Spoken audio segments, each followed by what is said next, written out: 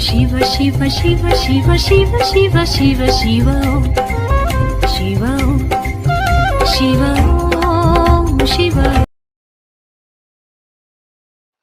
ஓம் குருவே சரணம், சத்குரு சிவமே சரணம். அனைவருக்கும் அஸ்ட்ரோ சக்தி குருவின் அன்பு வணக்கங்கள்.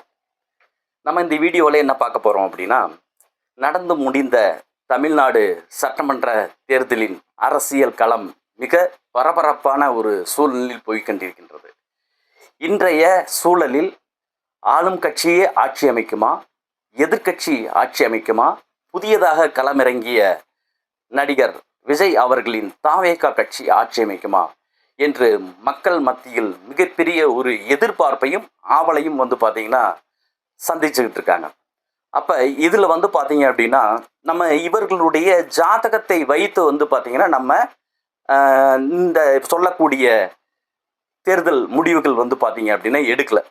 இது எதை வைத்து கணித்திருக்கிறேன் என்று பார்த்தீங்க அப்படின்னா, உலகியல் ஜோதிடம், அதாவது முண்டைன் அஸ்ட்ராலஜி எனக்கூடிய மேதினி ஜோதிடம், உலகியல் ஜோதிடம். இந்த உலகியல் ஜோதிடம் என்ற முறையை அடிப்படையாக வைத்து மேற்கண்ட கட்சி பொதுச் செயலாளர்களின் ஜாதகத்தை தவிர்த்து உலகியல் ஜோதிடத்தை மையமாக வைத்து மட்டுமே இந்த கணிப்பை நான் உங்களுக்கு வெளியிடுகின்றேன். இந்த உலகியல் ஜோதிடம் அப்படின்னா என்ன அப்படின்னு சொல்லி பார்த்தீங்க அப்படின்னா, நம்ம ஒரு ஜாதகத்தில் ஒரு குழந்தை பிறக்கின்ற ஒரு நேரத்தை லக்கணமாக வைத்து அதற்கு பார்த்தீங்கன்னா அதனுடைய வருங்கால பலன்களை பார்த்தீங்கன்னா நம்ம சொல்லிக்கிட்டு இருக்கோம். அதே போல் இந்த உலகியல் ஜோதிடத்திற்கு எப்படி பார்த்தீங்கன்னா பலன் பார்க்கறது அப்படின்னு சொல்லி பார்த்தீங்க அப்படின்னா, நம்முடைய தமிழ்நாடு இதற்கு முன் சென்னை மாகாணம், அதாவது மெட்ராஸ் சிட்டி என பார்த்தீங்க அப்படின்னா இருந்துச்சு. அதை பார்த்தீங்கன்னா அறிஞர் அண்ணா அவர்கள் தமிழ்நாடு என பெயர் மாற்றம் சூட்டி பெயர் மாற்றம் செய்தார்.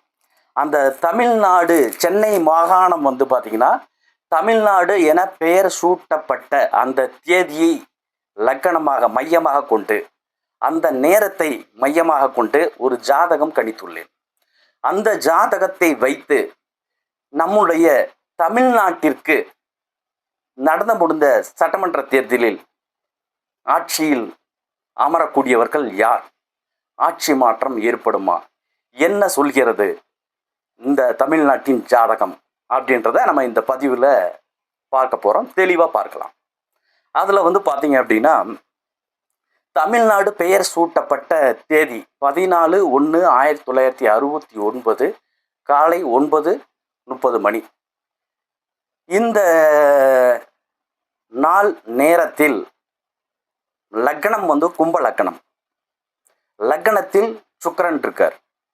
லக்னத்திற்கு 2ஆம் பாவத்தில் சனி ராகு இருக்காரு மீனத்தில். லக்னத்திற்கு 8ஆம் பாவத்தில் குரு கேது கன்னி ராசியில் வீற்றிருக்கின்றார். லக்னத்திற்கு 9ஆம் பாவத்தில் செவ்வாய் அமர்ந்திருக்கின்றார். லக்னத்திற்கு 10ஆம் பாவத்தில் விருச்சகத்தில் சந்திரன் அமர்ந்திருக்கின்றார். இந்த சந்திரனே தமிழ்நாட்டின் ராசி விருச்சக ராசி என்பதை மையமாக வைத்தும் நாம் ஆராயப் போகின்றோம். நடந்து முடிந்த சட்டமன்ற தேர்தலுக்கு உண்டான ரிசல்ட்டை. மகரத்தில் சூரியன் புதன் அமர்ந்து உள்ளார்கள். இப்போ இந்த ஜாதகத்தை மையமாக கொண்டு நாம் எப்படி பார்த்தீங்க அப்படின்னா நம்மளுடைய நடந்து முடிந்த தேர்தல் கணிப்பை பார்த்தீங்கன்னா பார்க்கலாம் அப்படின்னு சொல்லி பார்த்தீங்க அப்படின்னா, நம்மளுடைய லக்னம் ஒருவருடைய ஜென்ம லக்னம் அப்படின்ற மாதிரி தமிழ்நாட்டுக்கு உண்டான லக்னம் கும்பம். இந்த கும்ப லக்னம் அப்படின்னு சொல்லக்கூடிய அமைப்பு ராசி விருச்சக ராசி அனுசம் நட்சத்திரம். இந்த கும்ப லக்னம் அப்படின்னு சொல்லக்கூடிய லக்ன அதிபதி 2ஆம் பாவத்தில் சனி ராகுவோட இருக்கார். 2ஆம் பாவம் அப்படின்றது ஒருவருடைய பெயரை மாற்றுதல் அப்படின்னு சொல்லக்கூடிய அமைப்பு. அப்போ இந்த லக்னத்தில் 2ஆம் பாவத்தில் சனி ராகு சஞ்சரிக்கக்கூடிய காலகட்டத்தில், அதாவது மீனத்தில் சஞ்சரிக்கக்கூடிய காலகட்டத்தில், சனியும் ராகுவும் சஞ்சரிக்கக்கூடிய காலகட்டத்தில் தமிழ்நாடு என பெயர் சூட்டப்பட்டது. இந்த ஜாதகத்தை வைத்து நடந்து முடிந்த சட்டமன்ற தேர்தலில் நமக்கு தேர்தல் முடிவு தேதி மையமாக கொண்டு கோச்சார கிரகங்கள், இந்த லக்னத்தை கும்ப லக்னத்தை மையமாக வச்சுக்கிறோம். இந்த கும்ப லக்னத்தை மட்டுமே மையமாக வைத்துக்கொண்டு கோச்சார கிரகங்கள் இந்த லக்கணத்திற்கு எப்படி நகர்ந்து செல்கின்றது என்பதை வைத்து நாம் இந்த கணிப்பை, இந்த தேர்தல் கணிப்பை நாம் வெளியிடுகின்றோம். இந்த லக்கணத்திற்கு வந்து பார்த்தீங்க அப்படின்னா, ஒருவருடைய ஜாதகத்தில் தமிழ்நாட்டினுடைய ராசி விருச்சக ராசி. இந்த விருச்சக ராசிக்கு வந்து பார்த்தீங்க அப்படின்னா 5ஆம் பாவத்தில் சனி ராகு சஞ்சரிக்கும் பொழுது, அதாவது வந்து பார்த்தீங்கன்னா விருச்சக ராசி அப்படின்னு எடுத்துக்கலாம். லக்னத்திற்கு 10ஆம் இடம் அப்படின்றது ஆளும் கட்சியும் எடுத்துக்கலாம். அப்போ 10ஆம் பாவமான கர்மஸ்தானத்திற்கு திரிகோண ஸ்தானத்தில் மீனத்தில் சனி ராகு சஞ்சரிக்கக்கூடிய காலகட்டத்தில் ஏதாவது ஒரு புதிய பிறப்பு அல்லது ஒரு புதிய அவதாரம் எடுக்கும் அப்படின்றது உண்மை. அப்போ இந்த விருச்சக ராசிக்கு 5ஆம் பாவத்தில் சனி ராகு சஞ்சரிக்கும் பொழுது ஒரு மாநிலத்தின் தலைமுறை மாற்றத்தை உருவாக்குகின்றது, அரசியலில் மறுமலர்ச்சியை ஏற்படுத்துகின்றது.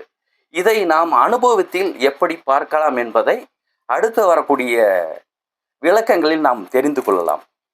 உலகியல்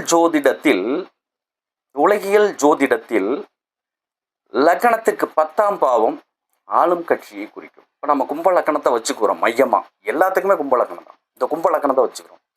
கும்ப லக்கணத்திற்கு 10ஆம் பாவம் ஆளும் கட்சியை குறிக்கக்கூடிய பாவம்.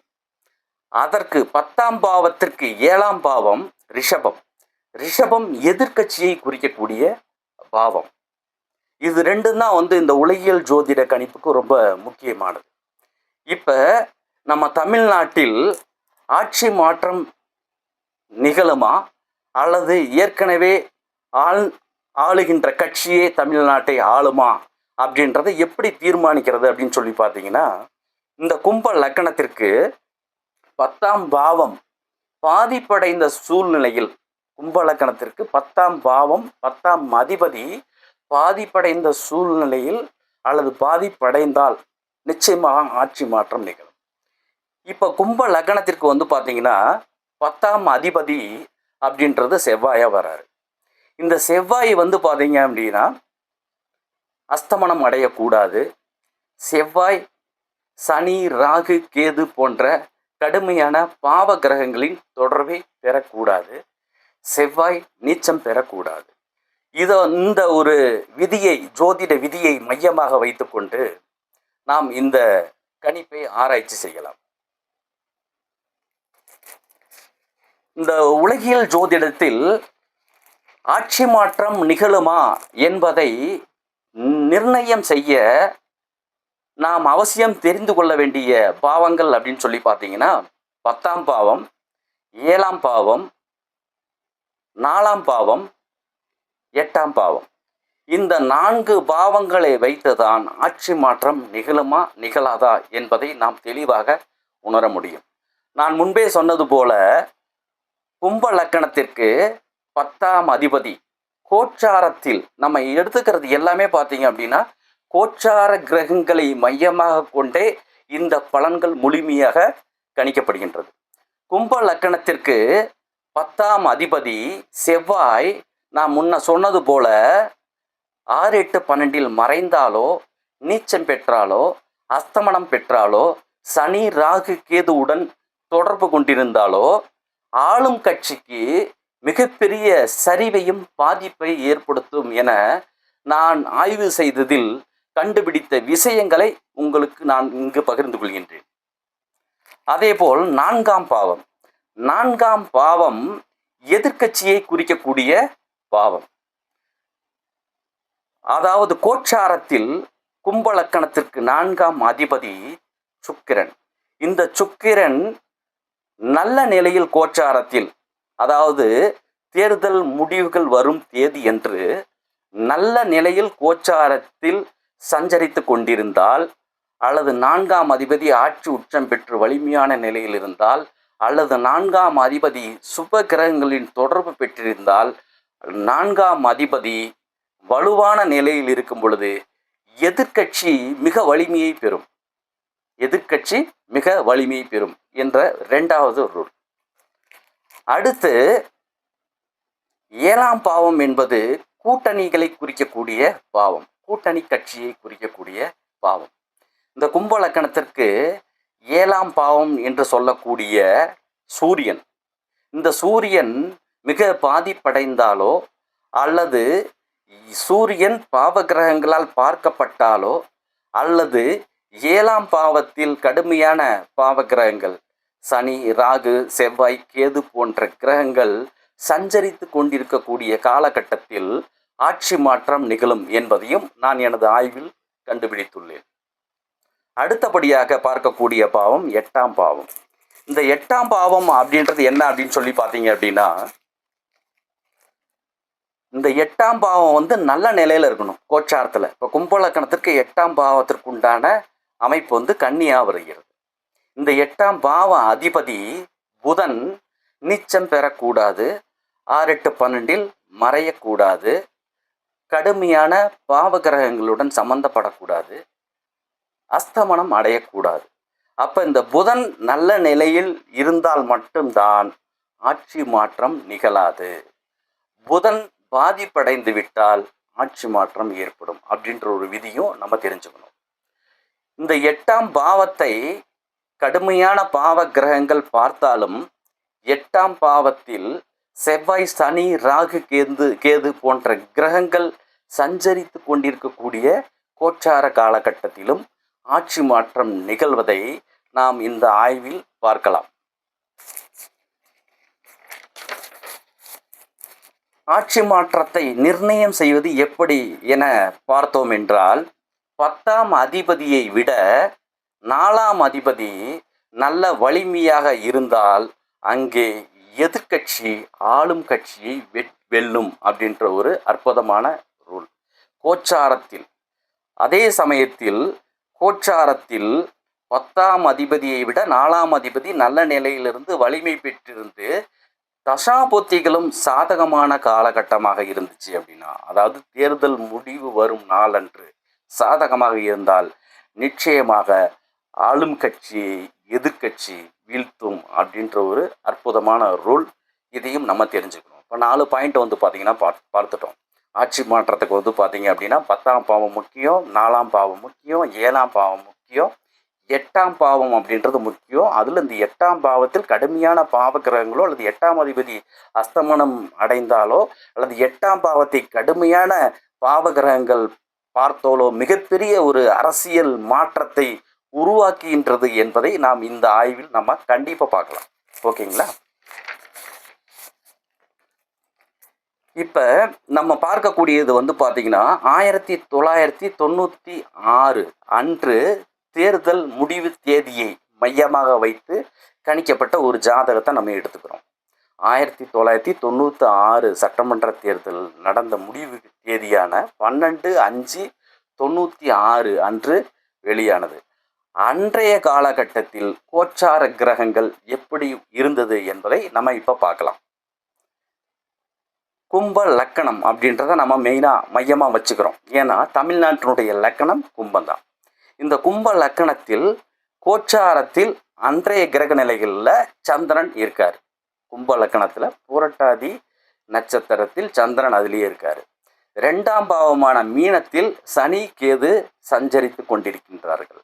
இந்த சனி, கேது, சனி 10 டிகிரியிலையும் கேது 21 டிகிரியிலையும் சஞ்சரித்து கொண்டிருக்காங்க.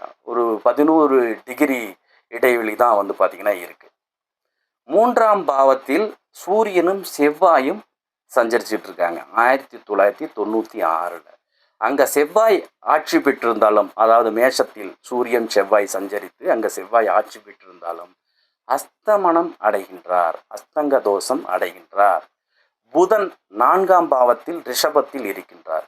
இந்த புதன் வக்ர அஸ்தமனம் அடைகின்றார். 5ஆம் பாவமான மிதுனத்தில் சுக்கிரன் இருக்கார். 8ஆம் பாவத்தில் ராகு சஞ்சரித்து கொண்டிருக்கின்றார் கன்னியில். 11ஆம் பாவத்தில் குரு சஞ்சரித்து கொண்டிருக்கின்றார். அப்பொழுது பார்த்தீங்க அப்படின்னா 1996 தேர்தலில் இந்த ஜாதகத்தை மையமாக வைத்து பார்க்கும் பொழுது நான் சொன்ன மாதிரி கும்ப லக்கணத்திற்கு 10ஆம் அதிபதியாகிய செவ்வாய் கோச்சாரத்தில் 3ஆம் பாவத்தில் சூரியனுடன் இணைந்து அஸ்தமனம் அடைந்துள்ளார். அப்போ நான் என்ன சொன்னேன் அப்படின்னா 10ஆம் அதிபதி வலிமை இழக்கக்கூடாது, பலவீனம் அடையக்கூடாது. அப்போ 10ஆம் அதிபதி இங்கே வந்து அஸ்தமனம் அடைஞ்சு பலவீனம் அடைஞ்சிட்டார். இது ஒரு பாயிண்ட். கும்ப லக்கணத்திற்கு 2ஆம் பாவத்தில் சனி கேது சஞ்சரிச்சுக்கிட்டு இருக்கார். கும்ப லக்கணத்திற்கு 2ஆம் பாவத்தில் சனி கேது சஞ்சரிச்சுக்கிட்டு இருக்கார். இந்த 2ஆம் பாவத்தில் சனி கேது அப்படின்றது 2ஆம் இடம் நம்மளுடைய வாக்குஸ்தானம் அப்படின்னு சொல்கிறோம். மக்களினுடைய மனநிலையும் வந்து பார்த்திங்கன்னா இந்த 2ஆம் பாவம் வந்து பார்த்திங்கன்னா சொல்கிறோம். இந்த 2ஆம் பாவம் அப்படின்றது நம்ம போடுற ஓட்டு, அதையும் வந்து பார்த்திங்கன்னா சொல்கிறோம். இப்போ சனி கேது வந்து பார்த்திங்கன்னா மீனத்தில் சஞ்சரித்து கொண்டிருக்கக்கூடிய காலகட்டத்தில் அதிமுகவை திமுக வீழ்த்தி மிக அபரீதமான ஒரு மாபெரும் வெற்றியை அடைந்தது. அப்போ நம்ம ஏற்கனவே பார்த்தோம், 10ஆம் அதிபதி கும்ப லக்கணத்திற்கு 10ஆம் அதிபதி அஸ்தமனம் அடைந்திருப்பதால் அப்போதைய ஆளும் கட்சியாக இருந்த அம்மையார் செல்வி ஜெயலலிதா அம்மையார் தலைமையில் இருந்த அதிமுக கட்சியை திமுக கட்சி திரு கலைஞர் கருணாநிதி ஐயாவின் கட்சி வீழ்த்தி மிகப்பெரிய ஒரு வெற்றியை பெற்றது. அப்பொழுது திமுகவுடன் கூட்டணியில் இருந்த கட்சி தமிழ் மாநில காங்கிரஸ், தமாக. அதாவது மூப்பனார் புதியதாக காங்கிரஸில் இருந்து பிரிந்து புதியதாக தொடங்கிய கட்சி. இந்த 2 கூட்டணிகளும் இணைந்து தமிழ்நாட்டில் 221 தொகுதிகளில் மாபெரும் வெற்றியை பெற்று அதிமுகவை வீழ்த்தி இருக்கின்றது. அப்போ அதிமுக வந்து பார்த்திங்கன்னா 4 சீட்டும், அதிமுகவுடன் கூட்டணியில் இருந்த காங்கிரஸிற்கு 2 சீட்டும் தான் வந்து பார்த்திங்கன்னா வெற்றி பெற்றாங்க. அப்போ கடுமையான ஒரு வீழ்ச்சியை ஆளும் கட்சியாக இருந்த அதிமுக சந்தித்தது என்பது நம்ம இந்த ஆய்வின் மூலம் தெளிவாக உணரலாம். அதே போல் வந்து பார்த்திங்கன்னா ஆட்சி மாற்றம் ஏற்படணும் அப்படின்னா நான் ஏற்கனவே சொன்னது போல 8ஆம் பாவத்தில் பாவ கிரகங்கள் சஞ்சரிக்கக்கூடாது. அப்போ பார்த்தீங்கன்னா கும்ப லக்கணத்திற்கு கோச்சாரத்தில் 8இல் ராகு சஞ்சரித்து கொண்டிருக்கின்றார். 2ஆம் பாவத்தில் சனி கேது இருந்து இந்த 8ஆம் பாவத்தை பார்க்கின்றார். 8ஆம் அதிபதி அஸ்தமனம் அடைந்திருக்கின்றார், வக்கர அஸ்தமனம் அடைந்திருக்கின்றார். நான் முன்ன என்ன சொன்னேன் அப்படின்னா, ஆட்சி மாற்றம் நிகழும்னா ஒரு திடீர் மாற்றம் நிகழணும், ஒரு மிகப்பெரிய ஒரு புரட்சி நிகழணும் அப்படின்னா 8ஆம் பாவம் வலிமை இழந்திருந்தாலோ, பாவ கிரகங்களுடன் சம்பந்தப்பட்டிருந்தாலோ, பாவரால் பார்க்கப்பட்டிருந்தாலோ நிச்சயமா ஆட்சி மாற்றம் நிகழும் சொன்னேன். இப்போ பார்த்தீங்கன்னா கும்ப லக்கணத்துக்கு 8ல் ராகு இருந்து 2ஆம் பாவத்தில் சனி கேது அமர்ந்து 8ஆம் பாவத்தை பார்த்தது மிகப்பெரிய ஒரு கடுமையான தோஷத்தை ஏற்படுத்தி அந்த 8ஆம் அதிபதி வக்ர அஸ்தமனம் அடைந்த நிலையில் ஆளும் கட்சியாக இருந்த 1996இல் ஆளும் கட்சியாக இருந்த அதிமுக அரசை திமுக அரசு வீழ்த்தி ஒரு மாபெரும் வெற்றியை கொடுத்துருக்கு அப்படின்றத நம்ம இந்த உதாரண ஜாதகத்தின் மூலியமாக தெளிவாக பார்த்தோம். அடுத்தது 2026 தேர்தல் முடிவு வரும் தேதி நம்ம இப்போ வருவோம். ஓகேங்களா? 4/5/2026 இன்றைய கோச்சார கிரக நிலைகள் எப்படி இருக்குது, அதாவது நம்ம தமிழ்நாட்டினுடைய லக்கணத்திற்கு கும்ப லக்கணத்திற்கு இன்றைய கோச்சார கிரகங்கள் எப்படி இருக்குதுங்கிறத நம்ம இப்போ பார்க்கலாம். கும்ப லக்கணத்தில் தற்போதைய கோச்சாரத்தில் லக்கணத்தில் ராகு சஞ்சரித்து கொண்டிருக்கின்றார். லக்கணத்திற்கு 2ஆம் பாவத்தில் செவ்வாயும் சனியும் சஞ்சரிச்சிட்டு இருக்காங்க. இதில் செவ்வாய் 24 டிகிரிலையும் சனி 15 டிகிரிலையும் ஒரு 9 டிகிரி இடைவெளியில் தான், 10 டிகிரிக்குள்ளேயே வந்து பார்த்திங்கன்னா செவ்வாயும் சனியும் மீனத்தில் சந்திச்சுட்டு இருக்காங்க. இதை வந்து என்ன சொல்லலாம்னா செவ்வாய் சனி யுத்தம்னே சொல்லலாம், செவ்வாய் சனி யுத்தம் அப்படின்னே சொல்லலாம். அதே மாதிரி வந்து பார்த்தீங்க அப்படின்னா 3இல் சூரியன் புதன் இருக்கார். கும்ப லக்கணத்திற்கு 3ல் சூரியன் புதன் இருக்கார். இந்த புதன் வந்து அஸ்தமனம் அடைஞ்சிருக்காரு, புதன் அஸ்தமனம் அடைஞ்சிருக்காரு. சுக்கிரன் 4ஆம் பாவத்தில் ரிஷபத்தில் ஆட்சி பெற்றிருக்கின்றார். குரு 5ஆம் பாவத்தில் மிதுனத்தில் அமர்ந்திருக்கின்றார். 7ஆம் பாவத்தில் கேது அமர்ந்திருக்கின்றார். 10ஆம் பாவத்தில் விருச்சக ராசியில் சந்திரன் அமர்ந்திருக்கின்றார். நம்ம முன்ன பார்த்தீங்கன்னா 1996ல் ஒரு மிகப்பெரிய ஆட்சி மாற்றம் எப்படி வந்தது அப்படின்னு அன்றைய தேர்தல் முடிவு தேதியை லக்கணமாக மையமாக கொண்டு கோச்சார கிரகங்களை கொண்டு நம்ம ஒரு ரிசல்ட்டை எடுத்தோம். இப்போ 4/5/2026ல் லக்கணத்தில் ராகு இருக்காரு, 7ல் கேது இருக்காரு. இப்போ நம்ம என்ன பார்க்கணும் அப்படின்னா, இந்த 10ஆம் அதிபதி நல்ல நிலையில் இருக்கா, வலிமையாக இருக்கா, பாவகிரகங்களுடன் சம்மந்தப்படலையா அப்படின்றத பார்க்கணும். 10ஆம் அதிபதி நல்ல நிலையில் பார்த்தீங்கன்னா இருந்துச்சு அப்படின்னா ஆளும் கட்சியே மீண்டும் ஆட்சி அமைக்கும் அப்படின்றது ரூல்ஸ். 10ஆம் அதிபதி கடுமையான பாவ கிரகங்களான சனி, ராகு, கேது, செவ்வாயினுடன் சம்மந்தப்பட்டிருந்துச்சு அப்படின்னா நிச்சயமாக பார்த்தீங்கன்னா ஆளும் கட்சி வீழ்ச்சியை சந்திக்கும் அப்படின்றத நம்ம பார்த்தோம். இங்கே பார்த்தீங்கன்னா 4/5/2026 அன்று கும்ப லக்கணத்திற்கு 10ஆம் அதிபதி செவ்வாய் சனியுடன் சேர்ந்து மீனத்தில் ஒரு 9 பாகைக்குள் இணைந்திருக்கின்றார். அப்போ 10ஆம் அதிபதி சனியோடவோ அல்லது ராகுவுடனோ கேதுவுடனோ இணைந்து சஞ்சரிக்கக்கூடிய காலகட்டத்தில் ஆளும் கட்சிக்கு ஒரு கடுமையான ஒரு போராட்டத்தையும் எதிர்ப்பையும் சமாளிக்க முடியாத ஒரு சவாலையும் தரும் ஒரு ஆட்சி மாற்றத்தை தரக்கூடிய ஒரு கிரக நிலைகள் எப்படி 96ல் அதே மீனத்தில் சனி கேது சஞ்சரித்து அமைந்ததோ இங்கு அதே போல் சனி செவ்வாய் பார்த்தீங்கன்னா 2026ல் கும்பலக்கணத்துக்கு 2ல் இருக்காரு. அங்கே சனி கேது இருந்துச்சு, இங்கே சனி செவ்வாய் இருக்காரு. கேது செவ்வாயை போல கேது அப்படின்றோம். அப்போ இங்கே சனி செவ்வாய் இருந்தாலும் ஒன்று தான், கேது இருந்தாலும் ஒன்று தான். அப்போ 10ஆம் பாவம் அப்படின்னு சொல்லக்கூடிய 10ஆம் பாவ அதிபதி சனியுடன் சம்பந்தப்பட்டு கடுமையான ஒரு நெருக்கடியும் பாதிப்பையும் தருவதால் ஆளும் கட்சிக்கு மிகப்பெரிய ஒரு போராட்டத்தையும் சமாளிக்க முடியாத ஒரு பிரச்சனையும் இந்த தேர்தல் உண்டு பண்ணும் அப்படின்றத நம்ம ப்ராக்டிக்கலாக பார்க்கலாம்.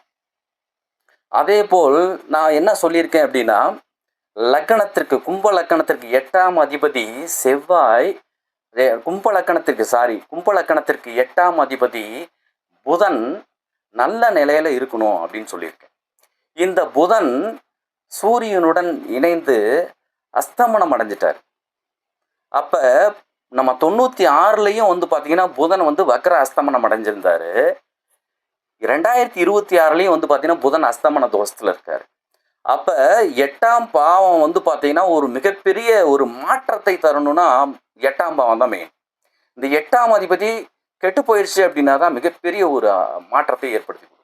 அப்போ கும்பலக்கணத்திற்கு 8ஆம் அதிபதி புதன் அஸ்தமன தோஷத்தில் அமைந்ததால் மிகப்பெரிய ஒரு அரசியல் மாற்றத்தை சந்திக்கக்கூடிய ஒரு சூழலை உருவாக்குகின்றது இந்த 2026 அன்று இருக்கக்கூடிய கோச்சார கிரக நிலைகள் அப்படின்றத நம்ம தெளிவாக உணர முடியுது. இப்போ 10ஆம் பாவம் செவ்வாய் சனியோடு சேர்ந்து பாதிப்படைஞ்சிருக்காருன்றதை பார்த்துட்டோம். 8ஆம் பாவம் அஸ்தமன தோஷத்தில் போய் 3ல் போய் மறைஞ்சு அவரும் பாதிப்படைஞ்சிருக்காருன்ற பார்த்துட்டோம். 8ஆம் பாவத்தில் அப்படின்னு சொல்லி பார்த்தீங்கன்னா 8ஆம் பாவத்தில் பார்த்தீங்கன்னா அந்த அதிபதி 3ல் போய் மறைஞ்சிருக்காரு. அடுத்தது நம்ம பார்க்கக்கூடிய பாவம் 4ஆம் பாவம். இந்த 4ஆம் அதிபதி சுக்கிரன் ஆட்சி பெற்று வலிமையாக பார்த்தீங்கன்னா இருக்கார்.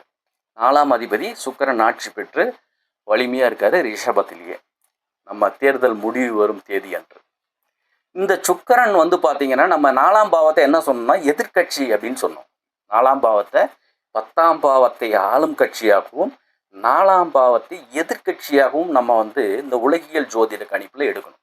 அப்போ இங்கே 4ஆம் அதிபதி ஆட்சி பெற்று வலிமையாக இருப்பதால் 10ஆம் அதிபதியை விட 4ஆம் அதிபதி வலிமையாக இருப்பதால் ஆளும் கட்சியை எதிர்கட்சி வெல்லக்கூடிய ஒரு கிரக சூழ்நிலைகளை இந்த தேர்தல் உருவாக்குகின்றது என்பதை நாம் உணர முடிகின்றது.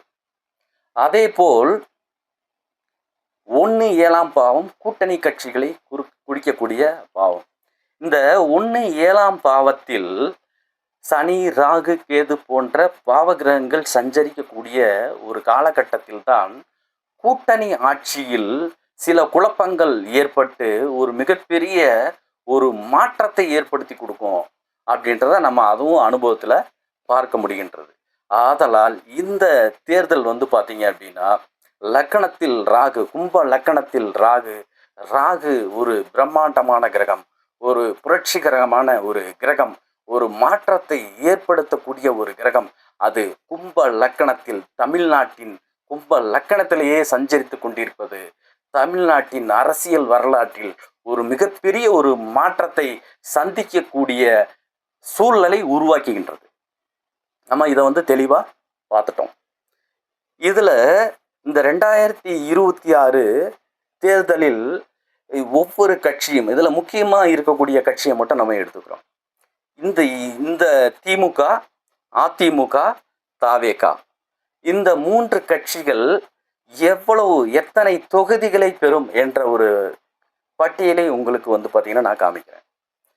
திமுக 95 முதல் 110 தொகுதிகளுக்குள் வெற்றி பெறக்கூடிய சாத்தியக்கூறுகள் உண்டு. அதிமுக 75 தொகுதியிலிருந்து 90 தொகுதிகளுக்குள் வெற்றி பெறக்கூடிய சாத்தியக்கூறுகள் உண்டு. புதிதாக விஜய் ஆரம்பித்திருக்கக்கூடிய கட்சி தாவேகா 45 தொகுதியிலிருந்து 60 தொகுதிகளுக்குள் வெற்றி பெறக்கூடிய சாத்தியக்கூறுகளை நம்ம இந்த தேர்தலில் சந்திக்க போகின்றோம் அப்படின்றது தான் உண்மை நண்பர்களே.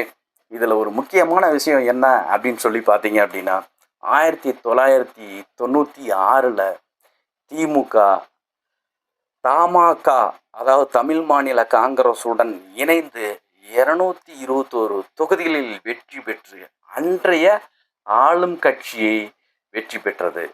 அது எப்படின்னு சொல்லி பார்த்தீங்கன்னா, அந்த அரசியல் மாற்றத்திற்கு மிகப்பெரிய ஒரு சூழலை ஏற்படுத்தி கொடுத்த சூப்பர் ஸ்டார் ரஜினிகாந்த் அவர்களின் அந்த டிவியில் பேசிய பேச்சு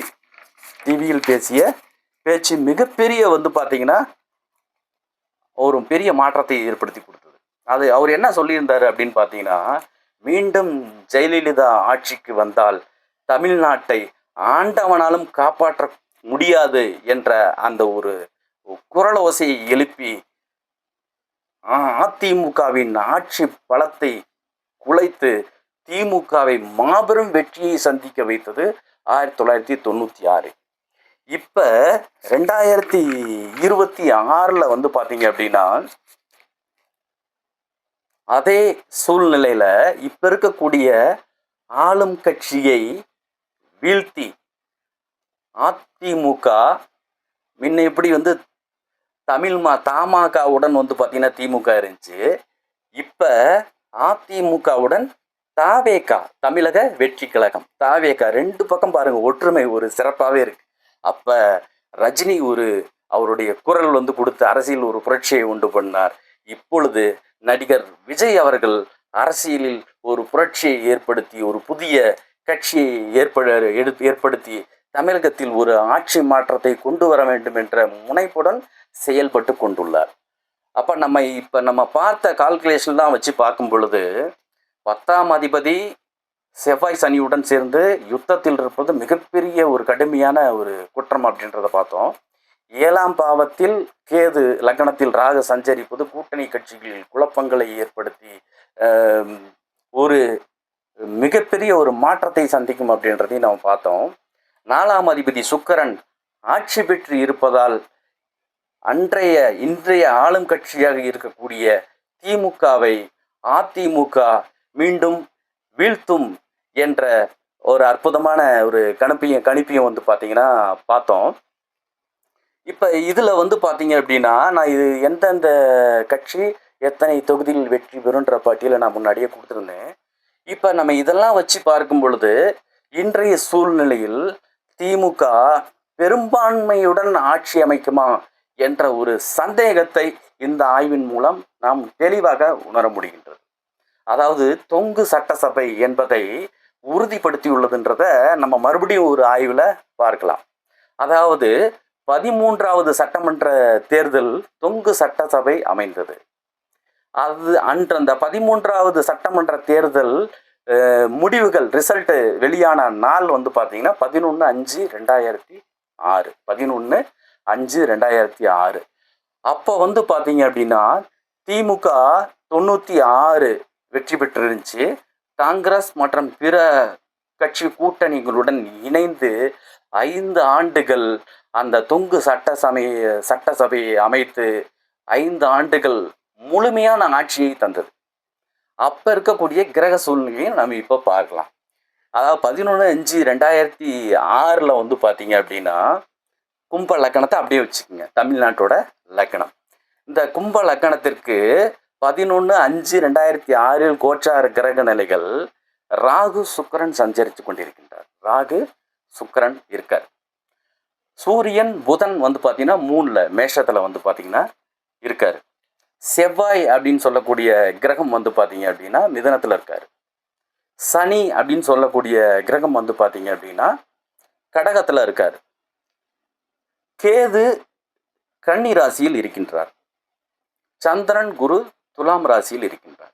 இப்போ நம்ம இந்த 2006 சட்டமன்ற தேர்தலில் எப்படி இந்த தொங்கு சட்டசபை அமைந்தது, அதற்கு என்ன காரணம் அப்படின்னு சொல்லி பார்த்தீங்க அப்படின்னா லக்னத்துக்கு 2ஆம் பாவத்தில் பாவ கிரகங்கள் இருக்கக்கூடாது, ராகு சம்பந்தப்படக்கூடாது அப்படின்றத நம்ம தெளிவாக பார்த்தோம்.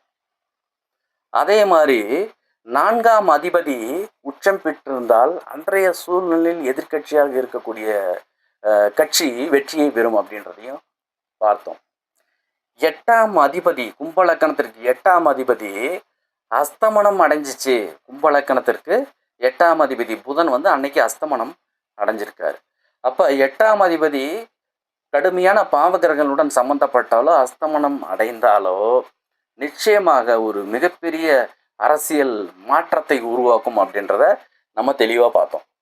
அதே மாதிரி வந்து பார்த்தீங்க அப்படின்னா இந்த 8ஆம் இடத்த பாருங்க, மிதுனத்திலிருந்து செவ்வாய் கன்னி வீட்டை 4ஆம் பார்வையாகவும், கடகத்திலிருந்து சனி 3ஆம் பார்வையாகவும் கன்னி ராசியை பார்க்குறாரு. இப்போ செவ்வாயும் சனியும் சேர்ந்து பாவக்கிரகங்கள் 8ஆம் பாவத்தை பார்க்கும் பொழுது அந்த தமிழ்நாட்டிற்கு ஒரு மிகப்பெரிய ஒரு ஆட்சி மாற்றத்தை உருவாக்குகின்றது, ஒரு தொங்கு சட்டசபையை அமைத்தது அப்படின்றதையும் நம்ம பார்க்கலாம். அதே மாதிரி வந்து பார்த்தீங்க அப்படின்னா இந்த கும்ப லக்கணத்திற்கு 7ஆம் பாவம்னு சொல்லக்கூடிய சிம்மம், இந்த சிம்மத்திற்கு 2 பக்கமும் பாருங்க, கடகத்தில் சனி, கன்னியில் கேது, பாபகர்த்தாரி தோஷத்தில் வந்து பார்த்தீங்கன்னா 7ஆம் பாவம் மாட்டிக்கிச்சு. அப்போ நம்ம முன்ன பார்த்த விதிகள் அனைத்தும், அதாவது ஆட்சி மாற்றம் ஏற்படக்கூடிய விதிகளும் இதில் பொருந்தி வருகிறது. நீங்கள் கேட்கலாம், 10ஆம் அதிபதி செவ்வாய் 5ல் போய் நல்ல நிலையில தான் இருக்காரு அப்படின்னு சொல்லி கேட்கலாம். இங்கே வந்து பார்த்தீங்கன்னா கும்பலக்கணத்திற்கு 10ஆம் அதிபதி செவ்வாய் மிதுனத்தில் இருக்கின்றார். இந்த விருச்சகம் அப்படின்றத நம்ம வந்து பார்த்தீங்கன்னா ஆளும் கட்சி அப்படின்னு சொன்னோம். விருச்சகம் ஆளும் கட்சி அப்படின்னு சொன்னோம். இந்த விருச்சக லக்கணத்தை மையமாக வைத்து பார்க்கும் பொழுது விருச்சக லக்கணத்திற்கு 8ஆம் பாவத்தில் மறைவு பாவத்தில் மிதுனத்தில் செவ்வாய் வீற்றிருப்பது, எந்த ஒரு கிரகமும் தன் பாவத்திற்கு 8ல் மறைவு பெற்றால் அந்த பாவ அதிபதிக்குண்டான பலன் குறைவுபடும் அப்படின்றதையும் நம்ம தெளிவாக பார்த்துட்டோம். அப்போ 2006 தேர்தலில் 10ஆம் பாவம் பாதிச்சிருக்கு. 2ஆம் பாவத்தில் வந்து பார்த்தீங்கன்னா ராகு சம்மந்தப்பட்டிருக்காரு. 8ஆம் பாவத்தில் கேது இருக்காரு. அந்த 8ஆம் பாவத்தை செவ்வாயும் இப்போ 4ஆம் பார்வையாக பார்க்குது. சனியும் வந்து பார்த்தீங்கன்னா 4ஆம் பார்வையாக பார்க்குது. அதனால் அந்த காலகட்டத்தில் வந்து பார்த்தீங்க அப்படின்னா அதிமுகவை வீழ்த்தி திமுக கூட்டணி ஆட்சிகளுடன் தொங்கு சட்டசபை அமைத்து மிகப்பெரிய ஒரு புரட்சியை ஏற்படுத்துது அப்படின்றத நம்ம இந்த 2006 தேர்தலில் நம்ம தெளிவாக பார்த்துட்டோம் இந்த ஜாதகத்தின் மூலிமா. ஓகேங்களா? இப்போ நான் என்ன சொல்ல வரேன் அப்படின்னு சொல்லி பார்த்தீங்க அப்படின்னா, இதே போல் இப்போ பார்த்தீங்கன்னா இங்கே வந்து பார்த்தீங்கன்னா கேது சம்மந்தப்பட்டிருக்காரு 8ல். நம்ம வந்து பார்த்தீங்கன்னா இன்றைய கோச்சாரம் 2026 வந்து பார்த்தீங்க அப்படின்னா நான் என்ன சொல்லியிருக்கேன், 8ஆம் பாவத்தை சனியும் செவ்வாயும் சேர்ந்து பார்க்கக்கூடாதுன்னு சொல்லியிருக்கேன்.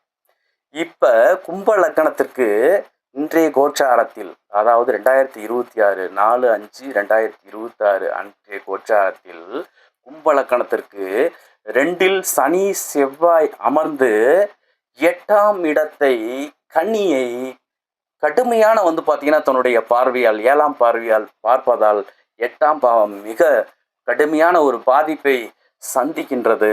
அதனால் தமிழகத்தில் ஒரு ஒரு ஆட்சி மாற்றம், அதாவது எப்படி 1996 ஆட்சி மாற்றம் ஏற்பட்டதோ, 2006 எப்படி ஒரு தொங்கு சட்டசபை ஏற்பட்டதோ, அதேபோல் 2026 ஆளும் கட்சி கடும் நெருக்கடியை சந்தித்து தன்னுடைய பெரும்பான்மையை அமைக்க முடியாமல் மிகப்பெரிய ஒரு வீழ்ச்சியை சந்திக்கக்கூடிய ஒரு சூழலை நம்ம இந்த ஆய்வின் மூலம் தெளிவாக பார்த்துட்டோம்.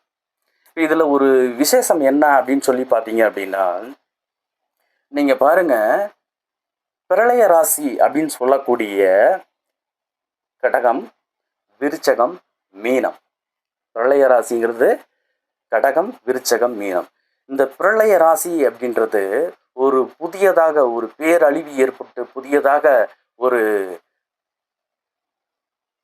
ஒரு பேரழிவு ஏற்பட்டு புதியதாக ஒரு யுகம் தோன்றக்கூடிய, ஒரு புதிய மறுமலர்ச்சியை ஏற்படுத்தக்கூடிய, புதிய அவதாரங்கள் தோன்றக்கூடிய ஒரு ராசி என்ன வந்து கடகம், விருச்சகம், மீனம்.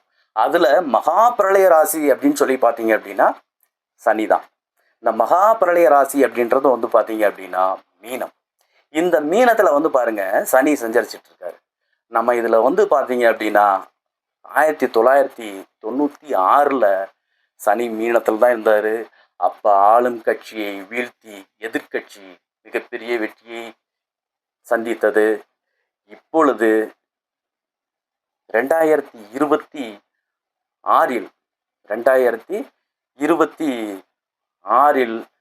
மீண்டும் அதே கிரக சூழ்நிலைகள் அமைந்திருப்பதால் மீண்டும் இன்றைய ஆளும் கட்சியை வீழ்த்தி எதிர்கட்சி வெற்றி பெறும் என்ற ஒரு சூழலில் அமைந்துள்ளது. இங்கு தொங்கு சட்டசபையை அமைவதற்குண்டான காரணத்தை சொன்னேன். 8ஆம் பாவ அதிபதி கிடக்கூடாது. 8ஆம் பாவத்தை சனியும் செவ்வாயும் இந்த 2006 பார்த்ததுனால பாதிச்சதுன்னு சொன்னேன்.